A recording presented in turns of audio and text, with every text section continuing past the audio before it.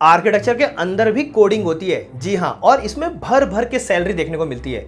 90% architect एक standard drafting और box like design करने में ही फंस के रह जाते हैं, लेकिन टॉप 1% आर्किटेक्ट एक ऐसी निश के अंदर एंटर कर जाते हैं जहां पर आर्किटेक्चर, मैथमेटिक और कोडिंग इन तीनों का ही अल्टीमेट फ्यूजन देखने को मिलता है, और जिसको आप जानते भी होंगे, जिसका नाम है पैरामेटिक एंड कंप्यूटेशनल डिजाइन। जैसे आप ऑटोकैड में लाइंस ड्रॉ कर करके एक ज्योमेट्री बनाते हो ना, वैसा पैरामेट्रिक डिजाइन्स के अंदर आपको ज्योमेट्री नहीं बनानी होती। यहां पर आपको रूल्स सेट करना होता है और पैरामीटर्स के इनपुट सेट करने होते हैं। तो इसको एक सिंपल से एग्जांपल से समझिए। मान लीजिए हमें एक एलिवेशन या फसाड डिजाइन करना है। पैरामेट्रिक डिजाइंस के वर्कफ्लो के अकॉर्डिंग अगर आप देखोगे ना, तो मैं एक ऐसा रूल बेस्ड डिजाइन कर दूंगा, मतलब एक ऐसा रूल सेट करूंगा कि जैसे जैसे सन का एंगल चेंज होगा वैसे वैसे मेरी बिल्डिंग के जो फसाड है ना, उसके लूवर्स का एंगल भी चेंज होता चला जाएगा, ताकि जहां जहां सन जाए वहां वहां लूवर्स भी उसी एंगल में जो है वो टिल्ट होता रहे, और कभी धूप जो है, मतलब सनलाइट जो है वो कभी बिल्डिंग के अंदर आए ही नहीं और बिल्डिंग कभी गर्म हो ही नहीं। इसी को हम बोलते हैं परफॉर्मेंस टेस्टिंग करना, और इसी से आप एक प्रिसाइज डिजाइन बनाते हो। तो बेसिकली पैरामेट्रिक डिजाइंस के अंदर आपको रूल सेट करना होता है, और इसी बिल्डिंग में जब आप पैरामीटर्स के इनपुट को चेंज करते हो तो पूरे 3D बिल्डिंग का जो है ना वो पूरा एंगल ही चेंज हो जाएगा, और सब एक बार में अपडेट हो जाते हैं। क्योंकि आपने सिर्फ एक पैरामीटर को चेंज किया ना, तो पूरी बिल्डिंग का जो इनपुट होगा ना वो कंप्लीट चेंज हो जाएगा और सब एक साथ अपडेट हो जाएंगे। तो इसी को बोलते हैं डेटा ड्रिवन डिजाइन करना। क्योंकि मैंने जैसा कि कहा, जितना कॉम्प्लेक्स टास्क होता है उतनी ज्यादा आपको उसकी पेमेंट या सैलरी देखने को मिलती है। जितना इजी टास्क होगा उतनी कम आपको सैलरी देखने को मिलेगी। इसलिए अक्सर आपको आर्किटेक्ट बनने के बाद एक कॉन्ट्रैक्टर से लड़ाई होती हुई दिखेगी। क्यों? कॉन्ट्रैक्टर मेरी साइट जो है वो ले गया, कॉन्ट्रैक्टर मेरा प्रोजेक्ट ले गया, क्योंकि ये नीचे के बेस के लेवल के काम है। एज एन आर्किटेक्ट आप जितना कॉम्प्लेक्स टास्क करोगे उतनी ज्यादा सैलरी आपको मिलती है, और उसी के अंदर ये आता है पैरामेटिक्स एंड कंप्यूटेशनल डिजाइन। चलिए, तो अब इसके कुछ एग्जांपल्स देख लेते हैं। क्या आपने ज़ाहा हदीद की कभी ये वाली बिल्डिंग देखी है? अच्छा, कभी ये बीजिंग का एयरपोर्ट देखा है? अच्छा, कभी ये वाली बिल्डिंग देखी है आप लोग ने? ये सारे ही जो हैं ये पैरामेट्रिक डिजाइन्स के एग्जाम्पल हैं। रियल केस स्टडी आप चाहो तो कर सकते हो इनकी भी। तो अब बात करते हैं कौन से वो ऐसे सॉफ्टवेयर हैं जिनको सीखने के बाद आप इस इंडस्ट्री में, इस निश के अंदर एंटर कर सकते हो। यहां पर सबसे पहला जो है वो है ग्रासहॉपर प्लस राइनो। इन दोनों का कॉम्बिनेशन अगर आप एक बार सीख लेते हो तो इसको भगवान माना जाता है पैरामेट्रिक मॉडलिंग का। पैरामेट्रिक डिजाइन की जो मॉडलिंग करती है ना, जैसे कि आप स्केचअप में करते हो, वैसे इसकी मॉडलिंग करने के लिए आपको राइनो और प्लस ग्रासहॉपर का कॉम्बिनेशन सीखना पड़ता है। वहीं पर अगर आपको बिम कॉम्प्यूटेशनल डिजाइन, आपने एक टर्मिनोलॉजी सुनी होगी, मतलब इसमें भी बिम आ गया। जी हाँ, जब पैरामेट्रिक डिजाइन बिम के साथ मिलता है, क्योंकि बिम जो है वो मोस्टली अब्रॉड की कंट्रीज में मैंडेटरी है। आईएसओ पे ये जो है वो एक स्टैंडर्ड पे काम करता है 19650 पे।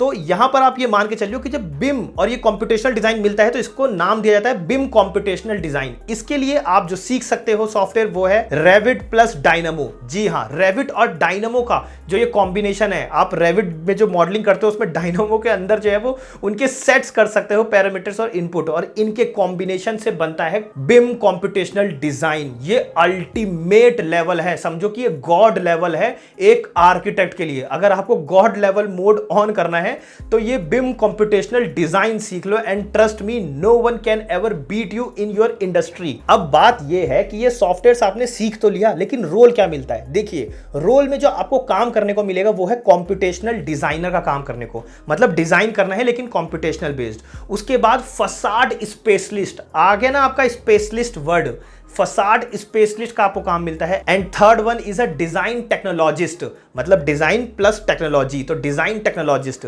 वहीं पर अगर आपको सबसे ज्यादा हायरिंग देखने को मिलती है तो वो एक ही जॉब रोल है, और वो है बिम कंप्यूटेशनल डिजाइन, जिसकी मैं अभी तारीफ कर रहा था कुछ मिनट पहले ही। तो बिम कंप्यूटेशनल डिजाइन में सबसे ज्यादा हायरिंग आपको देखने को मिलती है, और ये एक सबसे बूमिंग इंडस्ट्री है करंटली। अभी बिम के ऊपर कुछ है ही नहीं। तो जैसा कि मैंने कहा कि अगर आपको गॉड मोड ऑन करना है तो बिम कंप्यूटेशनल डिजाइन एक बार सीख लो, and nobody can ever beat you. अब 2 बार एक ही चीज की तारीफ कर दी है, तो इतना तो आपको समझ में आ ही गया होगा कि बिम कंप्यूटेशनल डिजाइनर आपके दिमाग में अच्छे से अब रजिस्टर्ड हो गया होगा।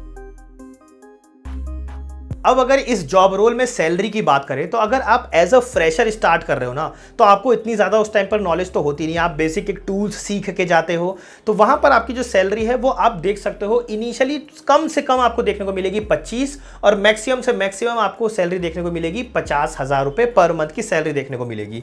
जी हाँ, मतलब आप मोर और लेस मान के चलो कि 35,000 सैलरी तो मैंने खुद ने देखा एज अ फ्रेशर आपकी लगती है। वहीं पर अगर आप बात करें कि जैसे जैसे आप एक्सपीरियंस होते हैं तो विद इन 2 और 3 ईयर्स के बाद आपको 12 लाख पर एनम तक सैलरी चली जाती है। 9 से 12 लाख पर एनम जो मैंने अभी देखा है ग्लासडोर पे वेबसाइट पर देखा है, तो यहां पर इतनी सैलरी तो आपको दिख ही रही है। आप चाहो तो खुद भी naukri.com, इंडीड जैसी वेबसाइट पर खुद भी जाके इनकी पोजीशनिंग को चेक कर सकते हो कि कितने एक्सपीरियंस पे कितनी सैलरी मिल रही है।